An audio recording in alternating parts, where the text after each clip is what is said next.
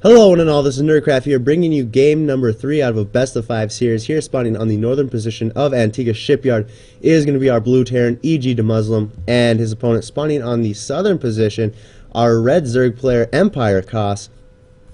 And so far the leader of this series at a 2-0. Last game was just... last game I have no idea how to describe that entire ordeal. It was just like... EGDemuslim had a really fierce mech army, but Violet was using roaches like lings in the run-bys, and it was able to eventually pull out the victory after a really huge base race scenario, which I actually thought EGDemuslim was going to win. I'm like, wow, EGDemuslim is horribly down in supply, but he's actually going to win this game. That is just freaking insane. So in this game, cross positions on the Antigua Shipyard. Oops, I think something was rubbing against my mic right there. Yeah, there we go. Sorry if you guys heard that. I don't know if you did. It's on the backside of my mic, so I don't really know if it makes sounds. Cross position Antigua Shipyard. This is ESL Antigua, so there's no gold here. Gonna be which is really, the gold. Really, the thing about this map is that the only thing that keeps Terran, that makes this map balanced for Terran, is this gold. So I don't know why people constantly complain about it. There's nothing wrong with it. Of course you can get your planetary fortress up and call down a bunch of mules, but so what? That's the only thing that's going to keep you in the game on this map. You can't just expand like you're a freaking Zerg or something. And you definitely can't just have a massive AoE that does a ton of damage to your opponent's probes like Protoss can. So come on, guys. Gold is the only means of balance for Terran on this map. I am totally kidding. I can feel the hatred for you guys. I can hear the hatred. I can feel the hatred that people are having for me right now by saying that the only way that Terran can be balanced on this map is with the gold. So don't worry, I'm kidding. That is a broken thing for the gold. Because it's so easy to just, expand and then put a third planetary fortress, put siege tanks up here, and bam, you're good. It's so easy. So of course that the gold is going to be gone, because that's just what most tournament styles are now, and it's also forced cross positions in most of them. And as we can see, that the 15 hatch for Violet is just about to finish, bringing down 3 drones. And EGDemuslim, I wonder what he's going to do. I mean, he saw that mech worked really well in that last game. Of course, he's sticking to his guns and going 1 racks expansion. So I'm curious as to see what he will do in this game, because he almost beat Violet in the last game with the with just pure mech. So if he goes for a pure mech again, I would not be the least bit surprised. SCV going to be scouting this. I don't think EGDemuslim knows that this is forced cross spawns, or he's probably just figured it out now, or he saw the Overlord. And the reactor as well as the factory coming up standard. Same build that EGDemuslim's been doing this entire series. Little variations of it. Last game he had the Hellions going out a lot faster, or yeah, a lot later than in this game, in the first game. And adding a bunker this time, he's going to want to make sure that nothing's scouted, because he wants to make sure those Hellions are doing damage. Here we have 8 links coming up to the expansion. They're going to just try and scout. They see a bunker, and oh god, they're going to be able to deny this expansion. Yes, so far it's just like I don't know, 11 or so. Going to see the factory again, so EGDemuslim is Violet is going to be able to get that spine crawler up. He's oh yeah, reactor Hellions, shocker. And Queen Inject and everything. Yep. 1, 2 barracks coming up for EGDemuslim, as well as another hatchery. Again with the hatchery wall off from Violet. I love this so much. I mean, it just makes the Hellions so much. It makes it so much more harder for the Hellions to come up. But no spine crawlers coming up. So that's interesting. I don't know if Violet's thinking, oh, you're not even going to use Hellions for harass. You're just trying, you're bluffing, man, you're bluffing. 2 tech labs coming up here for EGDemuslim. Don't know if those are going to be actually used on the, well, of course they're going to be used on the barracks, because he actually made barracks this game as opposed to the last game. One of them is definitely going to be used for the factory though.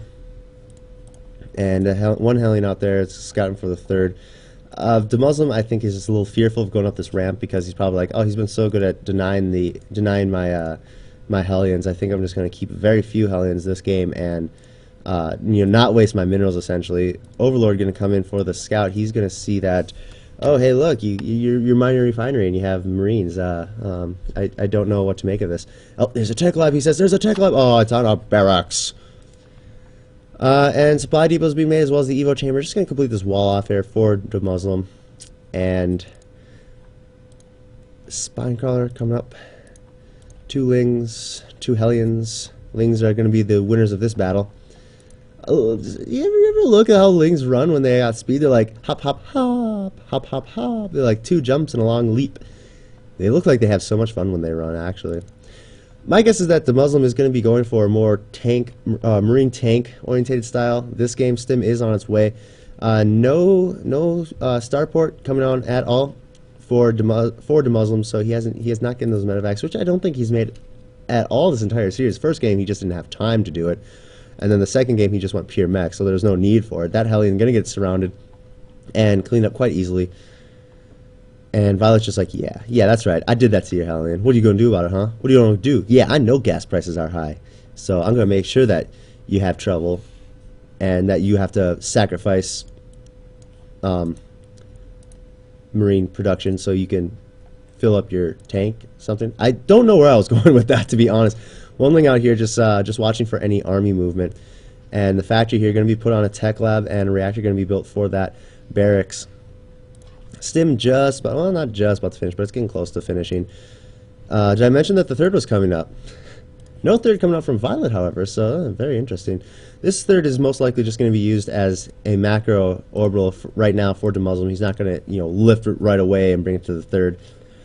And if he does, I wouldn't be surprised if he did it over here, because it's kind of like, that's what I like about Antigua Shipyard, is that you can expand here and be close and safe, but your opponent knows it, or you could go over here and just kind of catch him off guard. He's got a lot of Lings and an automaton coming up over here. They're going to just be running around, keeping tabs on what's going on around the map. Going to make sure that nothing too shabby is going on, too suspicious. And 3 Hellions again checking for that third, and EGDemuslim still not seeing that third. I wonder what he's thinking about that. He's like, he still doesn't have his third. Is he going to go for some sort of like 2-base all in? He is getting centrifugal hooks, but no Roach Warren. I don't think that Violet will actually go for a Hellion's taken out for a Baneling bust, kind of all in play like he did in the first game. Although that wasn't an all in. And no, actually he's going for the Spire, so he's just like, oh yeah, I'm just gonna play the safe build, and he is getting his third right now. And Muslim getting the orbital command ready to go. Tank coming up over here. This is what I love about what's nice about StarCraft 2 as compared to StarCraft 1 is how easy it is to defend as a Terran player, because in StarCraft 1 you didn't really have these huge cliffs or anything, and there wasn't really ramp vision. So it's nice that you can just put up a siege tank over there. Of course, it also makes it really hard to bust into a Terran base and just burrowed banelings. That's kind of I've noticed that Violet really likes burrowed banelings, and of course I love burrowed banelings as well. They're so freaking awesome. Combat shields on their way, and the reactor is finished on the starport, so it's going to start pumping out those medevacs, getting ready to do drops and things like that. Level 1 armor also finishing for the Terran player. Missile turrets coming up here for EGDemuslim. He's like, oh yeah, now's around the time when Mutalisks should be being made, so I gotta make sure that I am perfectly safe for that. I don't know what that tank shot. I think it just it shot that Ling that was going forward to see what the wall was like. And 3 barracks coming up here for EGDemuslim. So yeah, he's definitely gonna be playing a marine centric style. Whoa! Where was it? Where was it? Oh, it was right there. Oh, that's so clever. I completely missed those ones. Oh man, but there's still plenty of burrowed banelings to be had. But the problem with that burrowed baneling is that now EGDemuslim kind of knows, and siege tanks are sieging up right here. Marines in the back going to be able to clean up a lot, but unfortunately the tanks are all cleaned up. Burrowed baneling is going to reveal They burrow right under the scan, actually, or right in front of the Marines. You never want to burrow right in front of a Marine, because then you're just like, hey, he won't see me now. Then all of a sudden, like, what's that noise? And the Marine's like pointing his gun right at you, and you're just like, ah, crap. Oh, so close. Oh, great scan there from EGDemuslim. Of course, he does, a couple of Marines did go down, but I don't know what got him to scan right there. That was just a crazy good scan. It's like, I think I'll scan here. Banelings! That's kind of what it was like there. And the fourth coming up here for Violet. Mutalisks were denied by these missile turrets, and so they're just going to come in, going to go around the map, going to regroup, and by the looks of it, go up to over here again, probably just to guard this hatchery, make sure that there's no drops or anything. I'm surprised that EGDemuslim is not actually... Oh, yes, he is dropping over here. What am I talking about? And this Marine is also coming along. He's like, wait for me, guys. I can do it. Mutalisks coming in. They're going to be able to take out missile turrets. And now that Violet is aware of that drop, he's just going to be like, yeah, I'm not gonna leave that to chance. And these Mutalisks being really annoying right now. Missile turret trying to kill as much as it can, but it does go down, taking down the add-ons for EGDemuslim. And is that a Thor? No, that is a tank. EGDemuslim needs to get a Thor out here as fast as he can. If not, bring his Marines forward. But no, he says, I don't want to bring my Marines forward. I'm going to bring my Marines over here, forcing Violet to trying to force Violet to bring his Mutalisks back. And this is what I've noticed about EGDemuslim. He seems to just, like, when he seems ready for a base race scenario. He just seems like, oh yeah, you want a base race? I'll base race you, and I'll win because I'm Terran. Of course, last game he didn't win the base race, but it just seems that that's kind of what it's kind of what he prefers to do. He's just like, I'm not going to actually, pull my entire army back and then let you take yield map control to you. And of course, we can see these Mutalisks are just taking out so much, finally getting cleaned up at a slow pace, but a sure pace. But yeah, why do you keep making tanks? Make a single Thor. You have no idea how much a Thor would benefit you now. A lot of Mutalisks actually did go down. Holy crap. And more Mutalisks are going to go down, and the Marines are coming forward here. Quite a bit of them died, probably to Banelings. I was paying attention. Oh man, that's quite a bit of a force there. And these Marines are going to be cleaned up. But EGDemuslim just rallying all of his barracks and factories over here to the middle of the map. He wants to make sure that he has this. He's putting a lot of pressure on Violet right now. Not only that, but he's severing connection to two bases. But of course, that can actually be beneficial to Violet because he's actually being forced to set up a flanking maneuver. And a lot of Mutalisks, again, I think a Thor is needed. At least a single Thor will greatly benefit EGDemuslim right now. And this hatchery is just about to finish. Marines engaging Mutalisks. Stimmed Marines with medevacs are so good, especially when they're 1-2. And the Mutalisks actually catching a couple Marines without any medevacs. But wow, a lot of them actually do go down. And we can see that EGDemuslim has killed quite a good amount of drones. He actually killed more drones than SCVs were killed in that meter harass. And Marines going to come up here. They're checking to make sure that there's no bases, which they found bases. They also found Banelings as well, which is not a good thing to find. When you're taking a lovely stroll out through the woods, through the forest, just maybe you're by a creek. Maybe walking by a creek, a nice little creek with some rapids that are gently flowing, and you're just like, wow, this is so peaceful. And you're just looking around, and all of a sudden you see this small little tick-like animal that's green, and you're like, what is that? And it starts rolling towards you. I'm like, what is it? And then before you know it, you're soaked in acid, slowly disintegrating into oblivion, and that will really put a damper on your weekend, as my roommate says. Single siege tank and some Marines coming up over here. They're going to really want to deny this expansion, which is exactly what EGDemuslim is going to need to do, because if he can kill all these drones and then deny the hatchery, not only is he cutting into Violet's production, but he's also making it so he's forced to be off 2 base, and he's going to have to eventually trade armies at least once. And by the looks of it, it's not going to be a very good trade because there's good tank spread, but there are a lot of Banelings and even more Marines. So yeah, all those drones killed. The total of drones killed is up to 50 now for EGDemuslim. Just really, and here's the engagement actually coming in. The Baneling's going to crash on all the tanks. Everything's going to be cleaned up. There's so many Mutalisks in here. Again, he just didn't make Thors. He didn't make Thors fast enough, and those Marines going to be cleaned up. And a lot of stuff has actually been was actually taken out by for Violet. I mean, he had a lot more Mutalisks than this, and just look at the amount of Mutalisks he has now. He has barely any Zerglings. He's going to try and go for it. He's like, okay, now's my time to attack. He, that was his army, but, there's so many Marines. The production of EGDemuslim is just crazy right now. Balin's coming in, but EGDemuslim also splitting his Marines really well. There's also another army up here, so he's fine. If he could get a medevac over there, that'd be very ideal for him. Balin was revealed, so... Burrowed Balin was revealed, so unfortunately, no Burrowed Balin tactics are being really well utilized. This army is going to try and regroup, but it is going to be intercepted. Balin's... Oh, I thought the Balins were going to go off on the tank. So the Balins coming forward, and the Balins are very, very, very vital for Violet right now, because he has plenty of gas, but at the same time he needs to be using that gas for Mutalisk, just, something that can give him that map control that he needs. Thor's going to be taking nice shots at those Mutalisks, and the Lings are going to be coming in to the third base, and they're going to start cleaning up quite a bit of SCVs. Actually, not one has died yet. Well, now one dies, at least one, and they are all cleaned up. Single medevacs over there, just like, hey, life is beautiful. I saw this drone go from a drone to a hatchery, and it was the most beautiful sight ever. Actually, it was pretty disgusting. It's like, whoa, God, oh, where did all that creep come from? Oh, that's so disgusting. Oh my God, the Zergs suck. I'm out of here, says the medevac.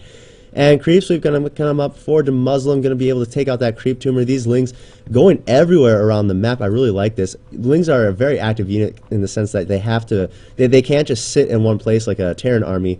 They have to be able to, be moving around. These two tanks here, hopefully not going to get surrounded. By the looks of it, no, they're not going to be. And the third, again, going to be sieged up by EGDemuslim and taken out again. I wonder what the drone kill count is, up to 71 drones to 37. And it is 18 drones to 50 SCVs, so definitely EGDemuslim is playing in really good form in this game. It is amazing. Looks like Scan's going to go down, and the Balin's coming. Balin's not exactly good explosions. Well, that was an okay explosion, but not really ideal. GG, well played from Violet. Those minerals were kind of like the last hope for him, and he didn't really have any minerals either. As you can see, he was sitting on 97. So he just realized, well, fine, I gave him a game. It's okay. I can be nice. I can be a nice guy at times. Violet, from what I've heard, he's actually a really nice guy. So stick around for game number 3. My name is Nerdcraft. Please subscribe to my channel to make sure that you are getting, or no, game number 4. Series is currently at 2-1 with Violet in the lead. Stick around for game number 4. Also subscribe to my channel just to make sure that you have ease of access to those games. I put all of my best of 5, best of 3s, best of 7 series into playlists for you guys, so that way you just have to click game number 1 and it auto plays straight through for you. And unlike the streams and stuff, which, hey, I'm not knocking the streams at all, support esports, watch the streams, but you don't got those commercials and everything, so it's just like straight bam bam bam, 3 games, no commercials. Awesome. Well, I think actually I do have, I can't say that because I do have like those click to skip ads on some of my videos, so I don't really like that. I'd rather have the skip to, I'd rather have the click to skip ads than like those forcefully watched ads are like 15 seconds long, and you're looking at it just like, oh my God, shut up, I don't want to hear you. Like that Chevy commercial on Twitch TV. Holy crap, just there I am having a good day, watching a stream, doing some work. It's like, yeah, and Hero takes the game, and all of a sudden, and I look over like, what is this sound? And a car is falling from a plane. I'm like, what is the point of this? Anyway, my name is Nerdcraft. Enough of my rambling. Stick around for game number 4.